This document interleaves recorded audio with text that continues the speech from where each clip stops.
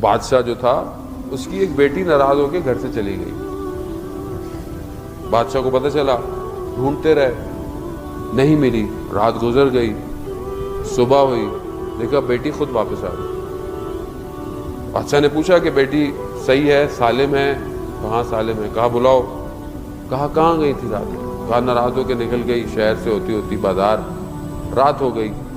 رات ہوئی تو بازار کے اندر ایک دروازہ کھلا ہوا تھا اور اندر سے روشنی آ رہی تھی, تو میں وہاں چلی گئی تو دیکھا ایک کمرے میں, ایک حجرے میں جو ہے وہ ایک طالب علم بیٹھا ہوا پڑھ رہا ہے شمع کے ساتھ.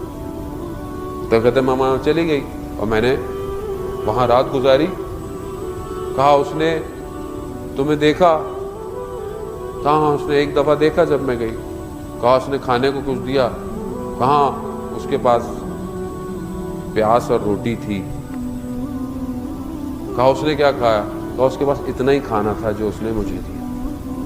کہا اس نے اور کچھ نہیں کیا؟ کرن نہیں. کہا اس کو بلاؤ, طالب علم. اس طالب علم کو بلایا, اس سے پوچھا کہ تم نے میری بیٹی کو دیکھا تھا؟ کہاں ایک دفعہ نگاہ پڑی جب وہ آئی. کہا کیا ایسا آخر کیا وجہ تھی کہ پوری رات وہ تمہارے کمرے میں رہی, تم نے اس کو دیکھا تک نہیں دوبارہ؟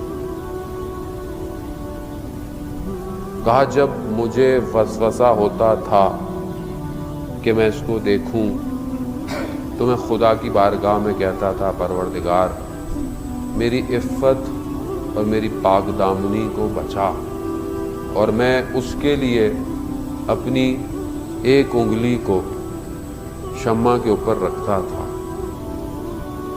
اور اس طرح میں نے پوری رات گزار دی. پھر اس نے اپنے اندر سے اپنا ہاتھ نکالا, اس کا پورا ہاتھ جلا ہوا تھا.